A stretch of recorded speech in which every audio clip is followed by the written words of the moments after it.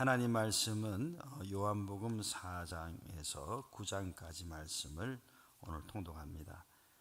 오늘은 통독 11일째가 되고요. 우리 21일 동안은 새벽재단이 통독 본문으로 진행되겠습니다. 자, 오늘 4장에서 9장까지 오늘 서론의 말씀은 요한복음 4장 5절에서 30절까지 기록되어 있는 우물가의 여인에 대한 그 이야기입니다. 제가 제목을 달기를 우물가에서 기다려주시는 예수님, 우물가에서 기다려주시는 예수님, 요한복음 4장 5절로 30절까지 말씀입니다. 그 중에 우리 11절 그리고 14절 15절 이 세 절을 한번 봉독하도록 하겠습니다. 11절 그리고 이어 14절 15절 요한복음 4장 다 함께 11절과 14절 15절 봉독할까요? 여자가 가로되 주여 물기를 그릇도 없고 이 우물은 깊은데 어디서 이 생수를 얻게 삼나이까? 15절 여자가 가로되 주여 이런 물을 내게 주사 목마르지도 않고 또 여기 물길로 오지도 않게 하옵소서. 16절 가라사대 가서 내 남편을 불러와라. 죄송합니다. 14절을 한번 봉독해야겠네요. 14절 봉독합니다. 내가 주는 물을 먹는 자는 영원히 목마르지 아니하리니 나의 주는 물은 그 속에서 영생하도록 솟아나는 샘물이 되리라. 오늘 본문 이야기 너무나 잘 아는 말씀입니다. 예수님은 어떻게 보면 일부러 사마리아를 통과하시고 또 일부러 수가성의 우물가에서 앉아 계셨습니다. 물론 행로에 피곤하셔서 앉았다라는 표현이 나와 있습니다만 그때가 제6시니까 낮 12시입니다. 쉽게 말하면 굉장히 무더운 중동의 낮 12시 그 시간에 그 예수님이 일부러 우물가에 나와 앉아 있었다라고 봐야 될 것입니다. 그 때약볕이 쬐이는 그곳에 그늘을 피해 앉았다기보다는 우물가에 나와 앉아 계셨다. 아마 예수님은 전지하신 성자 예수님, 성자 하나님이시기 때문에 우물가에서 바로 이 여인을 만날 것을 예상을 하셨습니다. 그래서 일부러 그 우물가에 앉아서 기다리고 계셨던 것입니다. 수가성의 여인의 부정적 특징과 긍정적 특징이 있는데 이 여인은 사실은 소망이 없는 여인입니다.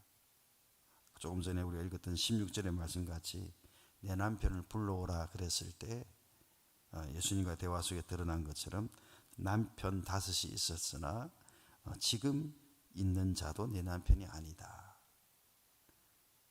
사실은 같이 동거하고는 있었던 것 같은데 지금 있는 자도 네 남편이 아니다라는 거 보니까 이 여인은 생존을 위해서 그러한 정상적인 관계가 아닌 그런 삶을 살고 있었던 것으로 보이는 것이죠. 그런데 그렇게 연결된 과정에 있었던 사람들이 5명이나 있었는데 지금 그 사람도 네 남편이 아니다. 참 이 여인은 박복한 상태에 소망이 없이 살아가고 있던 여인인데요. 그래서 사람들의 눈을 피해서 아무도 잘 다니지 않는 뜨거운 낮 12시에 우물가에 물을 기르러 온 것입니다. 그런데 그 여인을 우리 예수님이 일부러 우물가에서 기다려 주시는 거죠. 이 여인의 긍정적인 특징은 무엇인가 생각을 해보면 이 여인의 긍정적인 특징은 그래도 일말의 예배자의 신앙이랄까요, 또 믿음이랄까요, 또 어떻게 보면은 이 여인은 자신의 연약함을 솔직하게 고백하는 그런 진실한 면은 또 있었던 것 같아요. 그래서 예수님과의 대화가 막히지 않고 일부러 속이거나 감추지 않고 이 여인의 대화가 지속되면서 오늘 예수님을 그리스도가 여기 와 계시다라고 고백할 수 있는 단계에 이르게 된 것입니다.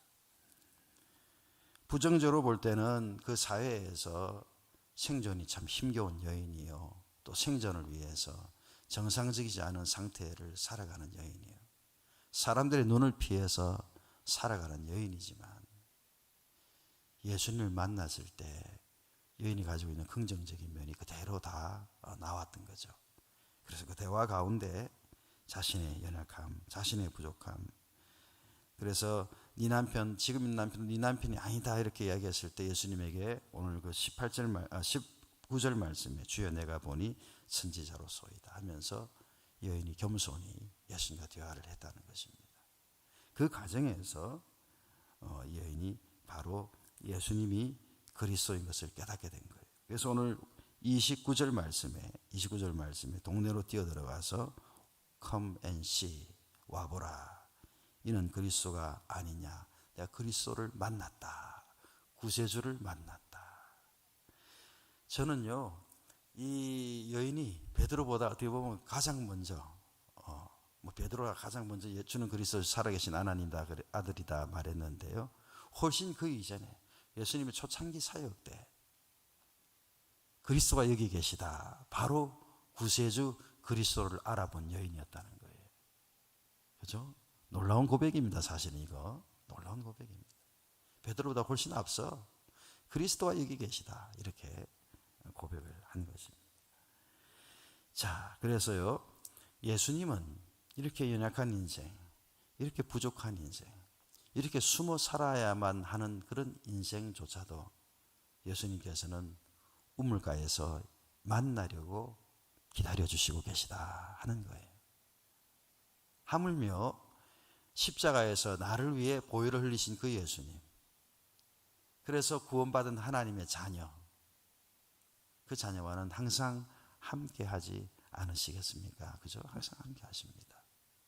오늘 우리가 믿음 생활 가운데 우리도 힘겹고 어려운 순간순간마다 그 우물가에서 기다리고 계신 예수님을 기억하면서 그 예수님에 다가가서 예수님께 이야기하는 거죠. 예수님, 오늘 내가 이런 일이 있었습니다. 예수님, 내가 요즘 이런 일로 힘듭니다.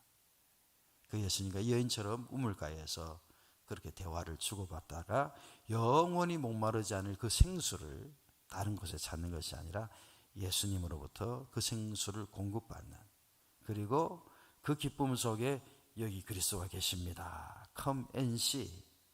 우리 이렇게 외칠 수 있는 그런 행복한 믿음이 되시기를 주의 이름으로 축복합니다.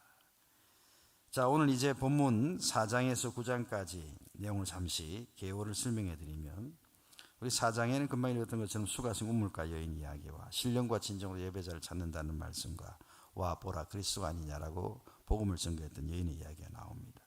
5장에서는 베데스다 못에서 38년간 병자로 물이 동할 때를 기다렸다가 들어가면 고침받는데 자기는 그렇게 들어가지 못했죠. 중풍병자라 마비가 있어서 예수님께서 그 사람을 고치십니다. 그리고 안식일 날 이 사람을 고친 것 때문에 사람들이 특히 율법학자나 바리새인이나 이런 사람들이 비난할 때 아버지께서 일하시니 나도 일한다 이런 말씀도 하시고, 생명의 부활과 심판의 부활이 있음을 말씀하시고, 또 성경이 모든 성경이 예수님을 증거하는 것임을 또 말씀하시고, 또 6장에는요 오병이어로 5,000명을 모이신 기사와 그 다음 바다 위를 걸어오신 예수님의 이야기, 또 내가 생명의 떡이다, 또 날 믿는 자는 영원히 목마르지 아니할 것이다, 그 유명한 말씀이 나옵니다. 그리고 베드로의 고백이 나올 때 우리가 니게로 가리까 이런 고백이 나오고요. 또 예수를 팔 자가 유다임을 아시는 이야기가 벌써 6장에 등장합니다. 7장에는 성전에서 가르치는 예수님 이야기, 누구든지 목마르거든 내게로 와서 마셔라, 그 유명한 말씀, 그리고 니고데모의 예수님에 대한 변론이 나옵니다. 8장에 현장에서 가나마다 붙잡힌 여인을 향해서 죄 없는 자가 먼저 돌로 치라, 그리고 여인에게 내가 너를 정죄치 아니하노니 다시는 죄를 범치 말라 하신 예수님 말씀, 또 나는 생명의 빛이다 이 말씀, 또 여러분 잘 아시는 말씀 중에 내 말이 참 내 제자가 되고 너희 안에 거하면 참 내 제자가 되고 진리를 알지니 진리가 너희를 자유케 하리라, 이 말씀이 8장에 나옵니다. 9장에 나면서 소경된 자를 고치신 예수님, 그리고 예수 그리스도를 시인하는 자는 출교 처분을 당했던 그 당시 이스라엘 상황이 나오고요. 그 다음에 9장에 그렇게 말씀이 등장합니다. 이렇게 4장의 수장까지 잠시 요약을 했습니다. 자, 오늘 본문을 묵상하는 가운데 또 두 가지 나누면요. 첫 번째 나눔의 제목은 하늘로서 내려온 생명의 떡. 생명의 떡. 예수님 자신이 하늘로서 내려온 생명의 떡이라 그랬어요. 요한복음 6장 한번 35절에서 40절의 이야기인데요. 우리 35절, 36절, 요한복음 6장 35절, 36절을 다 함께 봉독하기 원합니다. 요한복음 6장 35절, 36절 다 함께 봉독할까요? 시작. 저희가 가로되 주여 이 떡을 항상 우리에게 주소서. 예수께서 가라사대 내가 곧 생명의 떡이니 내게 오는 자는 결코 줄이지 아니할 터이요 나를 믿는 자는 영원히 목마르지 아니하리라. 36절에 보면 내가 곧 생명의 떡이라고 말씀하셨습니다. 그래서 내게로 오는 사람은 줄이지 않을 것이다. 왜? 생명의 떡이 있으니까. 그리고 영원히 목마르지 아니할 것이다. 이 말씀을 예수님이 하셨습니다. 과거는 그 하늘에서 내려온 떡이 있었죠. 과거에 바로 광야를 지날 때 하나님이 만나와 메추라기를 내리실 때 바로 하늘로서 내려온 떡이, 이 말을 들으면 사실은 유대인들은 그 제가 이야기한 금방 이 이야기를 금방 떠올릴 거예요. 그 광야의 우리 조상들이 광야를 지낼 때 하늘로서 내려온 떡을 가지고 40년을 살았다 하는 것을 기억할 것입니다. 그리고 이 광야의 만나와 반석에서 생수가 터진 것도 기억할 겁니다. 그래서 줄이지 않겠고 목마르지 않겠다, 이 말은 구약 성경을 백그라운드로 하신 말씀입니다. 그 만나와 그 반석의 물이 언제까지 공급이 되었습니까? 요단강을 건너기까지 공급이 되었습니다. 그런데 이제 예수님이 다시 이야기합니다. 하늘의 생명의 떡, 내가 생명의 떡이다. 그 다음에 생수의 강, 영원히 목마르지 않을 것이다 라는 그 요한복음 4장 이야기같이 내가 생수의 강이 된다. 보혈의 샘물을 또 이야기하십니다. 그런데 언제까지 이것은 공급됩니까? 아까 하늘에서 만나와 반석의 샘물은 요단강 건너기까지만 공급되었는데 이 하늘의 떡과 이 영원한 생수 보혈의 샘은 언제까지 공급이 됩니까? 영원까지 공급이 되는 겁니다. 그렇죠? 만나는 요단강 건널 때 끝났지만 이 하늘의 떡은 우리가 인생을 마치고 요단강을 건너는 그 이후까지 계속해서 영원히 공급이 된다는 것을 생각해 볼 때 참 큰 은혜가 있습니다. 그러면 이제 두 종류의 사람이 있을 거예요. 예수님이 생명의 떡이다라고 그랬는데도 여전히 다른 곳에서 그 떡을 취하려고 하는 사람들 있을 거예요. 다른 곳에서 그 목마름을 해결하려고 하는 사람도 있을 거예요. 다른 곳에서 그 떡을 취하고 그 목마름을 해결하려고 보면은 오늘 수가성에 날마다 와서 물을 길러 왔던 그 여인처럼 항상 목이 마르는 갈증과 항상 줄여져 있는 어떤 그런 상태를 우리는 경험하게 되는 것입니다. 세상에 많은 사람들은 그래서 굉장히 그런 어떤 핍절함 아니면 반대로 그 무료함 이런 것들이 끊임없이 경험이 되어서 그 가운데 여러 가지 어려움을 겪습니다. 그래서 돈이 많아도 권력이 많아도 다함이 없고 만족을 모릅니다. 그런데 우리 예수 믿는 우리들은 바로 하늘의 떡 그리고 그 생수 보혈의 샘 이런 것을 계속 공급받기 때문에 예수님과 함께만 있다면 없는 가운데서도 진리를 알지니 진리가 너희를 자유케 하라는 그 자유를 느낍니다. 또 피곤한 가운데서도 기쁨과 감사를 느낍니다. 새벽제단도 그런 기쁨과 감사가 있는 거죠. 육신이 좀 피곤할 수 있습니다. 예, 그렇죠? 특히 목회자인 저는 수요일날 수요 정예배를 마치고 약간의 긴장을 풀리는 듯 하다가 목요일날 딱 새벽에 올 때 처음에 일어날 때는 고단하죠. 그렇지만 이렇게 막상 새벽제단을 깨우고 나면 예수님으로부터 공급받는 그런 풍족함과 만족함과 기쁨이 여기 있거든요. 그렇기 때문에 오늘 조금 더 우리가 돌아와서 하늘로서 내려온 산떡이 바로 나의 예수님이다 생각하면 다른 곳에서 기쁨과 다른 곳에서 어떤 부족함과 다른 곳에서 어떤 목마름을 해결하려고 하지 말고 우리 그리스도인들은 더 예수님에게서 그런 어떤 배부름과 그런 시원함을 그렇게 해결할 수 있는 그런 믿음 생활을 꼭 그렇게 빨로 가게 되시기를 주의 이름으로 축복합니다. 더욱더 예수님에게로 다가가십시오. 그래서 마음문을 열고 예수님이 내 안에 또 예수님이 또 내가 예수님 안에, 그 가운데서 생명의 떡을 취하고 생수를 마시고 보혈의 샘물에 죄를 씻고, 이러한 예수님과 늘 하나 되어 있는 생명의 떡을 취할 수 있는 저와 여러분의 믿음 생활 되시기를 주의 이름으로 축복합니다. 만약에 이렇게 생명의 떡을 취한다면 세상에서는 좀 부족하고 핍절한 것이 많아도요, 능히 우리가 믿음으로 승리할 수 있습니다. 전혀 오늘 본문 말씀 다시 한번 우리 보시면 35절 말씀 다시 한번 봉독할까요? 시작. 예수께서 가라사대 내가 곧 생명의 떡이니 내게 오는 자는 결코 줄이지 아니할 터이요 나를 믿는 자는 영원히 목마르지 아니하리라. 이러한 신비한 영적 경험을 하는 저 여러분의 믿음이 되시기를 주의 이름으로 축복합니다. 자, 이어 마지막 요한복음 9장 1절에 7절 말씀에서 나눔을 갖고 싶습니다. 요한복음 9장 1절 7절에는요, 여러분, 나면서부터 소경된 사람을 예수님이 고친 이야기가 등장합니다. 나면서부터 소경된 사람. 자, 9장 1절에서 7절까지 중에 우리 5, 6, 7장 3절을 봉독하겠습니다. 9장 5절에서 7절까지를 봉독합니다. 시작. 내가 세상에 있는 동안에는 세상의 빛이로라.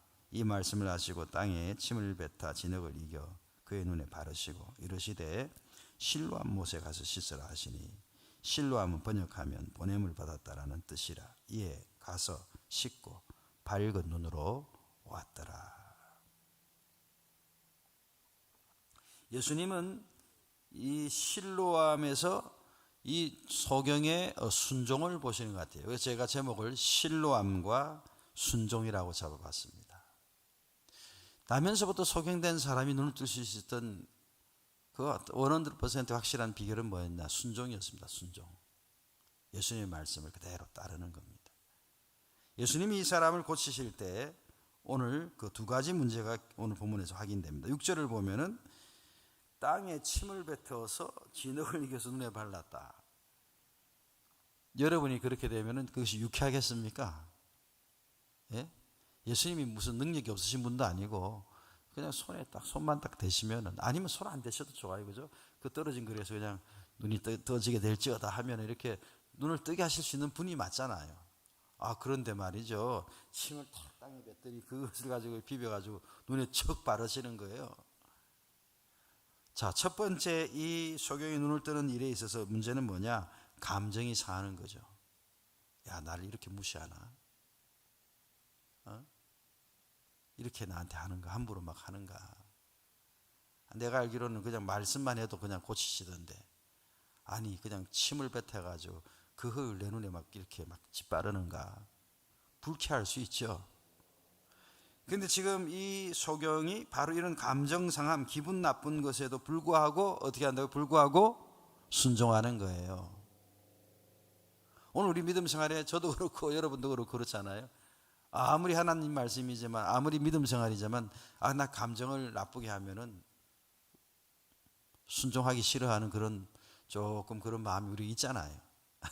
그런 마음 없습니까? 제가 종종 표현하는 말이지만 감정이 하나님일 때가 많아요. 감정이 하나님 말씀과 하나님이 내가 받들어야 될 것인데, 어떤 때 우리가 내 감정에 막 충실하고 감정을 받들어요. 그래서 하나님 말씀이지만 하나님께 영광이 되지 않는 일이지만 막 해요. 어리석은 일이죠, 그죠? 근데 이 소경이 침을 발라가지고 눈에 막 이렇게 부비시는데 감정이 상하고 자존심 상하고 나를 이렇게까지 하나, 이럴 수 있는 상황인데도 이 소경은 순종을 하는 거예요. 그때 영적 눈이 뜨여지게 되는 거죠. 그래요. 감정은 일시 물론 사람이니까 날 수 있습니다만 감정이 하나님이 되어서는 안 되겠죠, 그죠? 그래요. 하나님께도 내 감정이 때로는 상하기도 하고 나와 맞지 않는 것 같지만 순종하는 바로 그 믿음을 이 소경이 가졌던 거예요. 두 번째 이 소경이 가진 문제는 뭐냐? 예수님이 눈을 그 침을 뱉다가 비벼가지고 바른 건 좋아. 거기서 그 눈을 뜨게 될지어다 이러면 끝날 텐데, 두 번째 이 사람에게 어려운 문제를 줘요. 그 문제가 뭐냐? 실로암 못에 가서 씻으라 그러는 거예요. 물론 뭐 성경에는 기록은 없지만은 뭐 실로암 못이 바로 옆에 있어서 바로 등을 돌리면은 실로암 못이 있다면 다행인데, 만약에 떨어진 곳에 있다면 그 실로암 못에 가서 씻는 그 과정은 소경의 입장에서 굉장히 힘든 거예요. 그죠? 바로 등을 돌려서 씻을 수 있는 실로암이 바로 등 뒤에 있었다면 노 프라브럼. 그런데 그게 아마 아닐 거예요. 그러면 그 실로암 못까지 가서 씻고자 하는 그 과정까지는 눈먼 소경의 입장에서는 굉장히 힘든 과정이 남아있는 거예요. 힘들고 어렵지만 예수님 말씀을 꼭 붙들고 더듬거리면서 가다가 뭐 넘어질 수도 있겠지만 더듬거리면서 이 소경은 실로암 못까지 가죠. 그 못에 가서 눈을 씻으니까 이 소경이 그 눈이 밝은 눈으로 왔더라라고 오늘 성경이 기록하고 있습니다. 힘든 일이지만 어려운 일이지만 예수님 말씀을 믿고 순종한 거죠. 이 소경이. 이것을 그대로 우리에게 적용해 보면 우리 삶에도 얼마든지 늘 기적이 일어날 수 있는 거죠. 어떻게 하면요? 때로는 내 감정하고 맞지 않아도 내 판단하고 맞지 않아도 그저 하나님 뜻이라면 그저 하나님께 영광이 된다면 순종하고 또 힘들지만 어렵지만 이건 집어쳐 이렇게 하는 게 아니라 힘들고 어렵지만 그 말씀을 따라 순종한다면 거기에 이런 놀라운 하나님의 기적이 우리에게도 늘 일어나는 것이죠. 신뢰함과 순종은 오늘 우리에게도 꼭 필요한 그런 모습이 아니겠습니까? 순종하는 믿음 가운데 하나님의 기적을 늘 체험하는 그런 행복한 믿음이 되시기를 주의 이름으로 축원합니다. 여러분 각각의 카톡방에서 우리 유튜브 카톡방에서 나와 있는 퀴즈 2가지 퀴즈를 꼭 풀어보시고 그리고 카톡방에서 그 여러분 적용점들을 나누시고 그렇게 서로 권면하는 가운데 끝까지 즐겁게 통독합시다. 우리 다 함께 기도하도록 하겠습니다.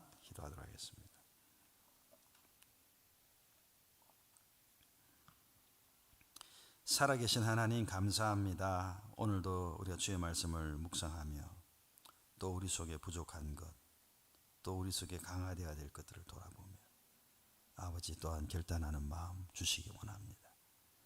공고한 때, 아무도 돌아보지 않을 때 여전히 우물가에서 기다려주시는 예수님이 있다는 것을 기억하면서 그 예수님과 끝까지 동행하는 우리의 믿음이 되게 하여 주시옵소서.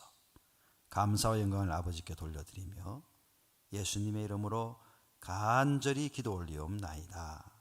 아멘.